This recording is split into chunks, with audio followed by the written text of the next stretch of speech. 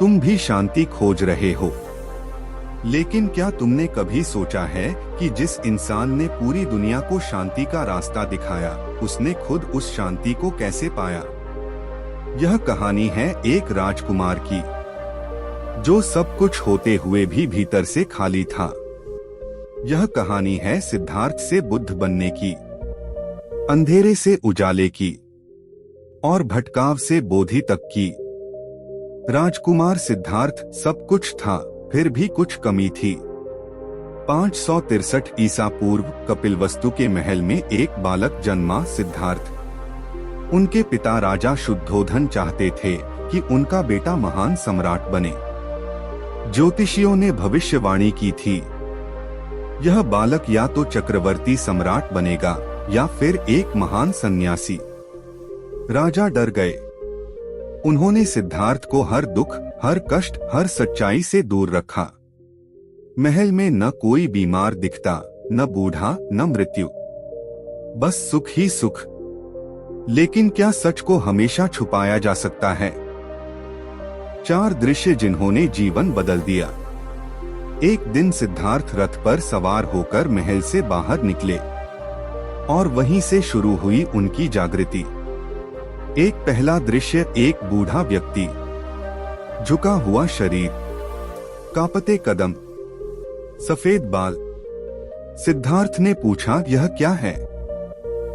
उत्तर मिला, यह बुढ़ापा है जो हर किसी को आता है। दूसरा दृश्य, एक बीमार व्यक्ति, दर्द से कराहता हुआ। यह बीमारी है, सारथी ने कहा। तीसरा दृश्य, एक मृत शरीर। 4 लोग एक शव को ले जा रहे थे।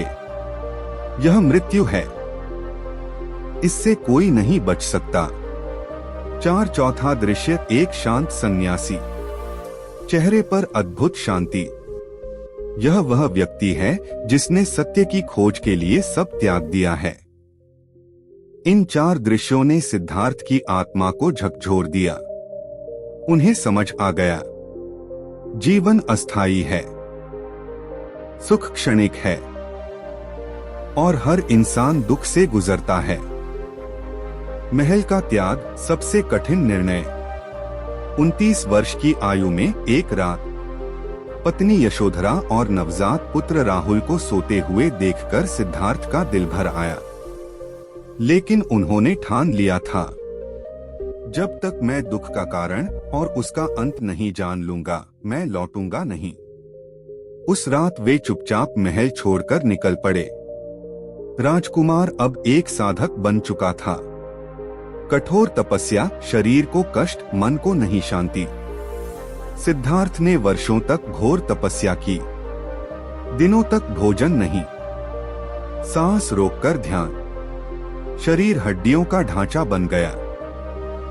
लोग सोचते थे यह महान तपस्वी है, लेकिन भीतर से सिद्धार्थ समझ गए, अत्यधिक कष्ट भी समाधान नहीं है। तभी उन्हें याद आया बचपन का एक पल, जब वे पेड़ के नीचे शांत बैठे थे, बिना किसी प्रयास के, सहज ध्यान में।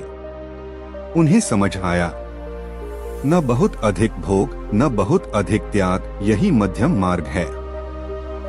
बोधि वृक्ष के नीचे अंतिम साधना। सिद्धार्थ गया, बिहार पहुंचे। वहां एक पीपल के वृक्ष के नीचे बैठ गए।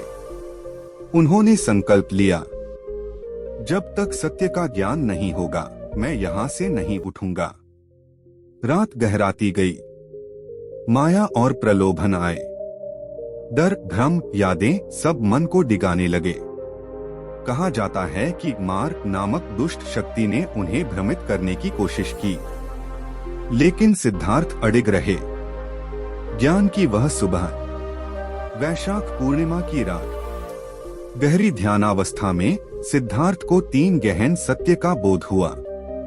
जीवन दुखमय है, दुख का कारण तृष्णा है, इच्छाएं। दुख का अंत संभव है और उस अंत का मार्ग है अष्टांग मार्ग। जैसे ही सूर्य की पहली किरण पड़ी, सिद्धार्थ अब बुद्ध बन चुके थे। बुद्ध यानी जागृत। जिस वृक्ष के नीचे उन्हें ज्ञान मिला वह आज बोधि वृक्ष के नाम से प्रसिद्ध है। बुद्ध का पहला उपदेश। ज्ञान प्राप्ति के बाद वे सारनाथ गए और अपने 5 साथियों को पहला उपदेश दिया, जिसे धर्मचक्र प्रवर्तन कहा जाता है।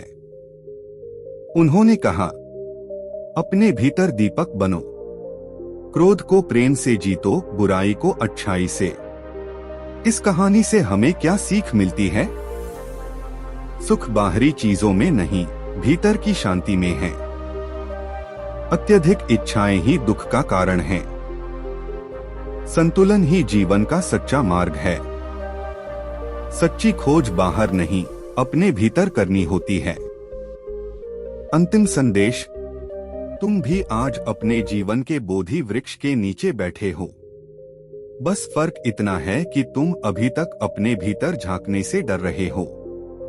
जिस दिन तुमने अपने डर को पार कर लिया, उसी दिन तुम्हारा भी जन्म होगा एक नए जागृत इंसान के रूप में। नमो बुद्धाय।